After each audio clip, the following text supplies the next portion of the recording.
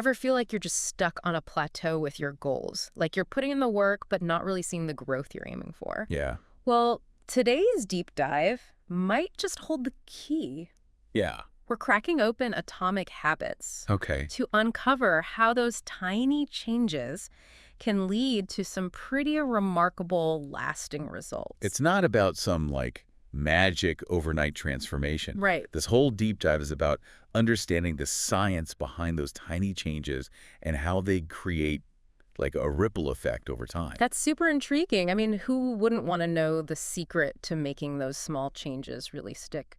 What makes atomic habits stand out from just any other habit building advice out there? One of the key takeaways is this idea of the plateau of latent potential. Hmm. You've probably experienced this yourself. You work hard, you're consistent, Oh, yeah. but it seems like nothing much is happening. Oh, tell me about it. I hit that wall all the time. Right. Yeah. But then, seemingly out of nowhere, you have a breakthrough. The Atomic Habits is about trusting that process, understanding that consistent effort, even when it feels invisible, is building up to something significant. That's a really helpful way to look at it. So it's not just about setting a big, hairy, audacious goal, Right. but about building systems that support those small, consistent efforts, right? Exactly. Atomic Habits really emphasizes the power of systems over goals. Okay. Goals are great for direction, Sure. but systems are what keep you in the game for the long haul. Can you give me an example of what that might look like in real life? Absolutely. Think about it like this. Let's say your goal is to write a novel. Okay. That's fantastic. Right. But if you don't have a system in place, Yeah. a regular writing schedule, a process for overcoming writer's block, a supportive environment, Right. that goal can start to feel daunting and impossible. Yeah, I can see how that would be a recipe for discouragement. You're saying it's more about building the identity of a writer, someone who shows up consistently, rather than just focusing on the finished product. Now you're getting it. And that takes us to another key insight from Atomic Habits, the idea that real change happens on 3 levels: outcomes, processes, and identity. Okay, let's unpack that a bit. We've got outcomes, which are the results we're after. Right. Processes are our habits and systems. Mm-hmm. But identity, how does Yeah. that fit in? Well, the book argues that the most effective way to change our behavior is to focus on who we want to become, not just what we want to achieve. Okay. Your identity is the sum of your beliefs about yourself. So instead of saying, I want to write a novel, I should be saying, I'm a writer. Precisely. Because when your identity is aligned with your goals, the actions required to achieve those goals become a natural extension of who you are. It's not about forcing yourself to do something you don't enjoy. It's about becoming the type of person who naturally does those things. This is already making me rethink my entire approach to habit change. So how do we actually start to shift our identity? Is it as simple as just telling ourselves we're writers or runners or whatever it is we want to be? It's a bit more nuanced than that, but affirmations are definitely part of it. Atomic Habits dives deep into the science behind how habits are formed, and it all starts with understanding this thing called the habit loop. Okay, I'm all ears. What is the habit loop and how can we use it to our advantage?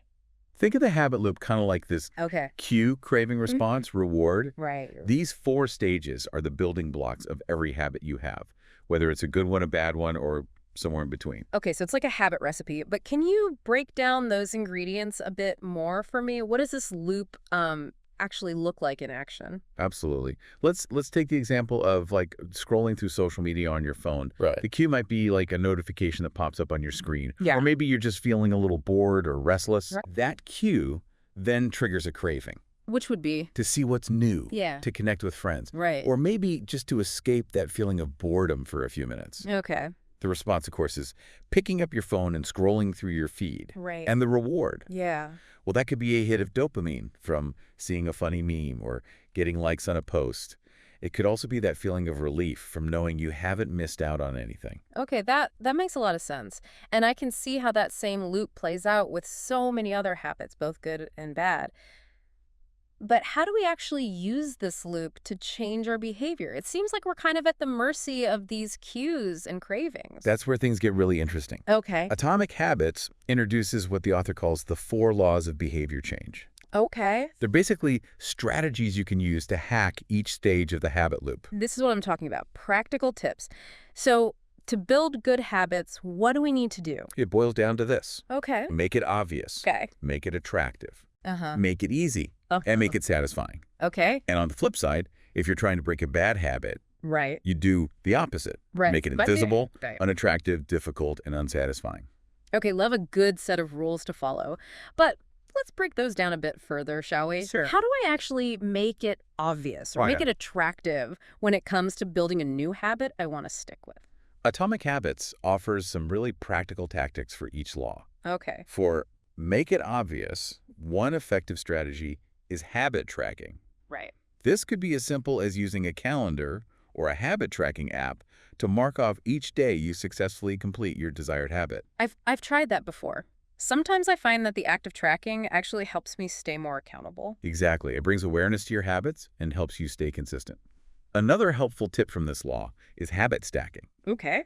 It's where you link a new habit to an existing one. Right. The formula is simple. Okay. After current habit, I will new habit. So, for example, after I pour my morning coffee, I will spend 5 minutes meditating. Am I getting the hang of this? You've got it. It's about leveraging the power of those existing neural pathways to pave the way for new positive habits. And don't underestimate the power of your environment. Atomic Habits talks about designing your environment for success. Speaking of environment, that reminds me of the saying, out of sight, out of mind. Is that kind of what we're talking about here? Exactly. Want to eat healthier? Yeah. Make sure those fruits and veggies are front and center in your fridge, not hidden away in the crisper drawer, Right. trying to read more. Keep a book on your nightstand instead of that stack of magazines you've been meaning to get to. Right. You're much more likely to engage in a behavior if the cues are visible and readily available. So we're making it obvious by optimizing our environment and stacking our habits. Right. What about that second law, making it attractive? I mean, how do we make those healthy habits seem as appealing as, say, scrolling through social media? One powerful strategy is something called temptation bundling.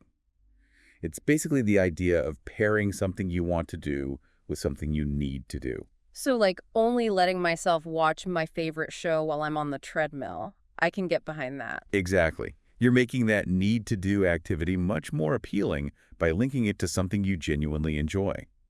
Atomic Habits also highlights the influence of our social circles, which the author calls the Diderot effect.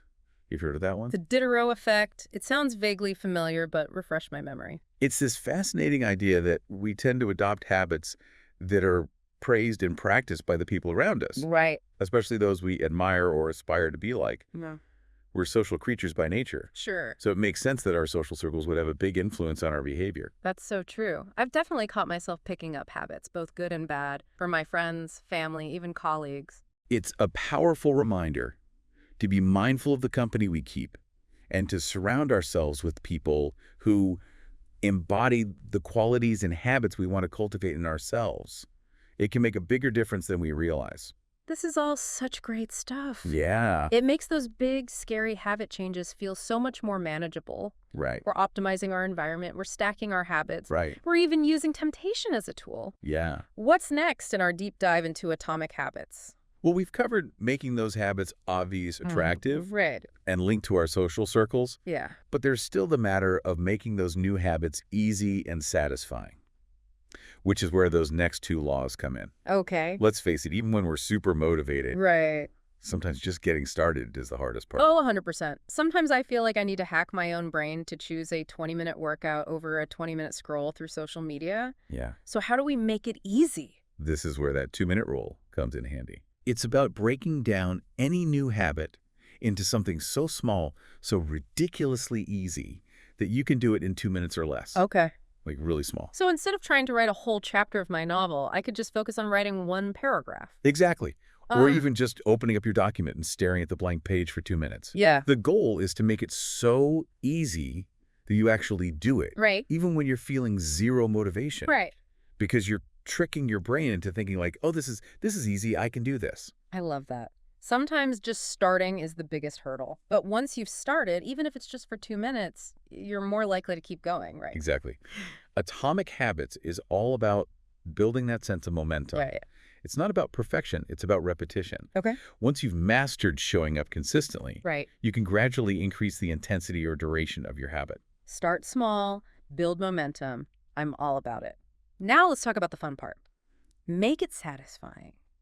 This is where we get to celebrate those wins, right? Absolutely.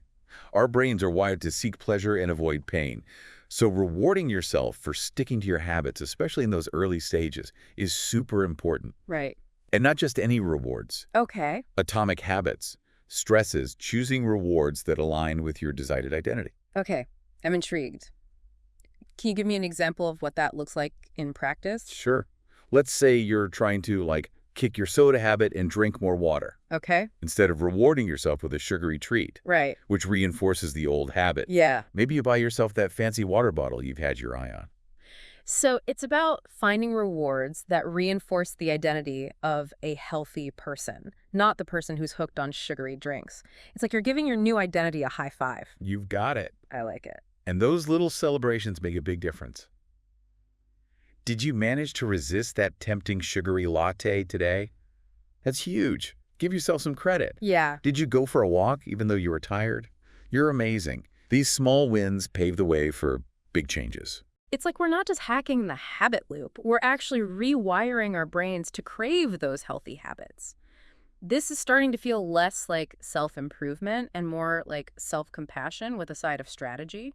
I love it. It's about working smarter, not harder, by choosing habits that align with our natural strengths. Okay. And this is where things get really interesting, as Atomic Habits dives into some advanced tactics for those who are ready to take their habit game to the next level. Okay, I'm ready for the bonus round. What other secrets does Atomic Habits hold? It's all about understanding your grain of genius. Okay. The book uses this great sports analogy. Yeah. A good player works hard to win the game everyone else is playing. Okay. But a great player designs a new game that plays to their strengths and avoids their weaknesses. So it's not just about choosing any old habit to change. It's about being strategic and choosing habits that complement our natural talents and inclinations. You got it. Once you've identified those strengths, Okay. the book suggests using the Goldilocks rule to find that sweet spot for habit formation. Okay, you're speaking my language. Yeah. Not too hot, not too cold, but just right. Exactly. How does that apply to habits? It's about finding the right level of challenge. Okay. If a habit is too easy, Right. you'll get bored and lose interest. Right. Too difficult, Yeah. and you're likely to get discouraged and give up. Makes sense. The sweet spot is finding habits that are challenging enough to keep you engaged, Right. but not so overwhelming that you burn out. That makes perfect sense. You need that just right challenge to stay motivated and keep making progress. So we've got our systems. We're building those habits that resonate with our natural talents. Anything else we should keep in mind as we embark on this journey of atomic transformation?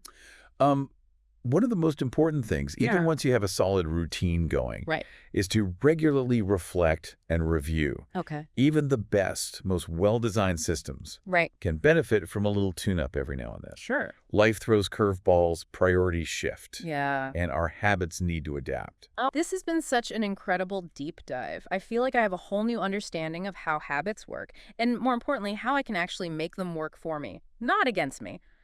Thank you so much for breaking down Atomic Habits with me today. Absolutely. Remember, the journey of 1,000 miles begins with a single step, or in this case, a single tiny change.